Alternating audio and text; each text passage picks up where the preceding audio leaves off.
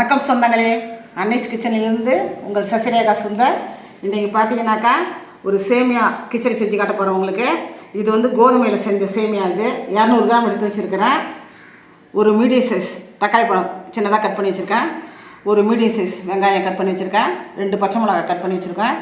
Carrot பார்த்திங்கன்னா ஒரு பாதிக்கும் கொஞ்சம் கம்மியாக இருக்கும், அதையும் கட் பண்ணி வச்சுருக்கோம்.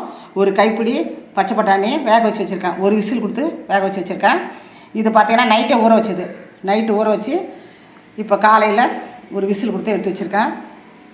பட்டை 1, 2 லவங்கம், கொஞ்சமாக முந்திரி பருப்பு, கடுகு உளுத்த பருப்பு, காஞ்ச மிளகா, இஞ்சி பூண்டு பொடியாக நறுக்குனது, மஞ்சத்தூள், தேவையான அளவுக்கு உப்பு.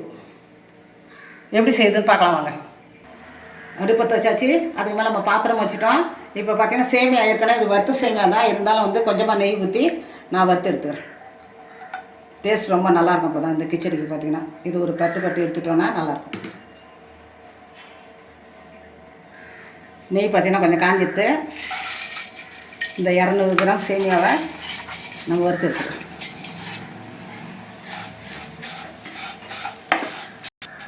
நெய்யில் பார்த்திங்கன்னா லேசாக வறுத்துட்டோம். இப்போ எடுத்து கொட்டி கொண்டிட்டோம்.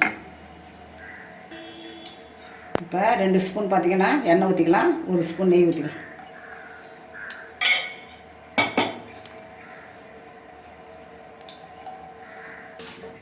எண்ணெய் நல்லா காஞ்சிட்டு எண்ணெய் நெய் 2 ஸ்பூன் பார்த்திங்கன்னா எண்ணெய் ஊற்றிருக்கேன். 1 ஸ்பூன் நெய் போட்டிருக்கேன்.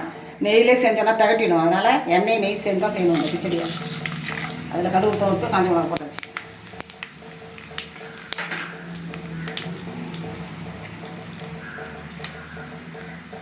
அது பொரியும் போதே 2 லவங்கம் ஒரு பட்டை அதையும் போடணும். கடுகு உளுத்தம்லாம் பொரிஞ்சிச்சு. இப்போ நம்ம முந்திரி பருப்பு போட்டுருவோம். பொடியாக நறுக்கின இஞ்சி பூண்டி போட்டுருவோம். வெங்காயத்தை சேர்த்துக்கலாம்.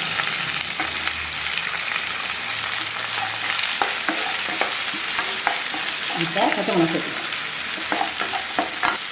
இப்போ கொஞ்சம் கருவேப்பிலை போட்டுக்கலாம். இதை நல்லா வதக்கும் போது நம்ம கட் பண்ணி வச்சுக்கிறோம் கேரட்டையும் சேர்த்துக்கலாம்.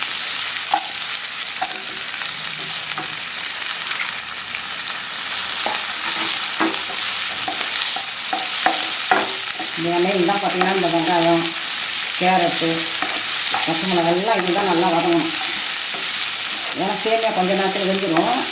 அதனால் பார்த்திங்கன்னா முக்கால்வாசி நம்ம இதில் வேக வச்சுக்கணும். இப்போ தக்காளி பழம் சேர்த்துக்கணும்.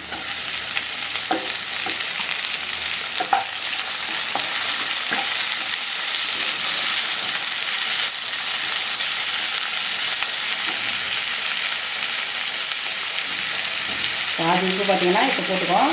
மீதியை நம்ம சேமியா போடும்போது போட்டுக்கோம்.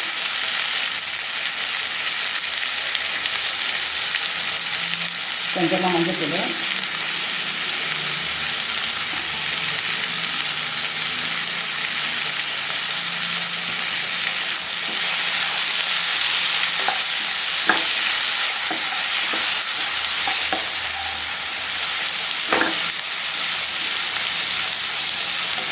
இந்த வேக வச்ச பட்டாணி கூட நம்ம சேர்த்துக்கிறோம்.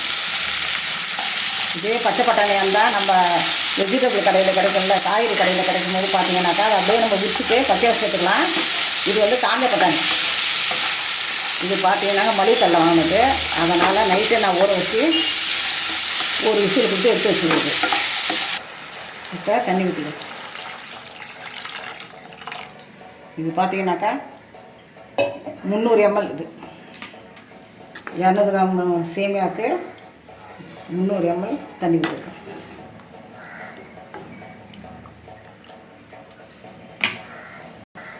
மீதி உப்பையும் இதை போட்டுடலாம். நம்ம நல்லா கொதி வந்ததும் அதுக்கப்புறம் நம்ம சேமியா போடலாம். அதை நான் மூடி வச்சிடறேன்.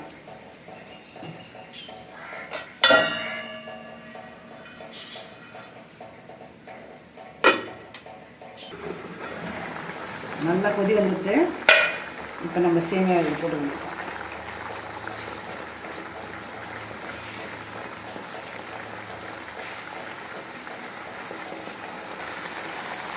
மீடியம் ஃப்ளேமில் வச்சு மூடி வச்சிட வேண்டியதாக. இதை பார்த்திங்கன்னா மூடி போட்டு மீடியம் ஃப்ளேமில் வச்சு விட்டோன்னா ஒரு 5 நிமிஷத்துக்குலாம் சேமியா கிச்சடி தயாராகிடும். ஒரு 5 நிமிஷம் ஆச்சு. தண்ணி பூரா சுண்டிடுச்சு. பார்த்தீங்கன்னா ஒரு அட்டகாசமான ஒரு சேமியா கிச்சடி நம்ம அன்னைஸ் கிச்சனில் ரெடி ஆகிடுச்சு. இப்போ இதில் ஓட்டு எலுமிச்சம்பழம் புழிஞ்சு விட்டு இறக்க வேண்டியிருக்கோம். நம்ம எலுமிச்சம்பழம் புழிஞ்சு விடுறதால டேஸ்ட் இன்னும் கூடுதலாகும். சூப்பராக இருக்கும். பார்த்திங்கன்னா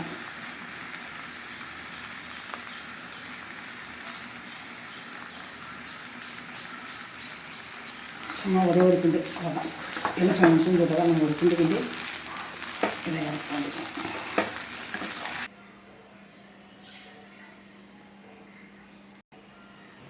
நம்ம அன்னைஸ் கிச்சனில் சுவையான ஆரோக்கியமான கோதுமை சேமியா கிச்சடி வந்து ரெடி ஆகிடுச்சு. இதை நீங்களும் செஞ்சு பாருங்கள். இது ரொம்ப ரொம்ப ஆரோக்கியமானது. அடிக்கடி செஞ்சு குழந்தைங்களுக்கு கொடுங்க, பெரியவங்களுக்கும் கொடுங்க. செஞ்சு பார்த்துட்டு எனக்கு கமெண்ட்ஸில் சொல்லுங்கள். லைக் பண்ணுங்கள், ஷேர் பண்ணுங்கள், கமெண்ட் பண்ணுங்கள். மறக்காமல் என்னுடைய அன்னைஸ் கிச்சனுக்கு சப்ஸ்கிரைப் பண்ணுங்கள். தேங்க்யூ.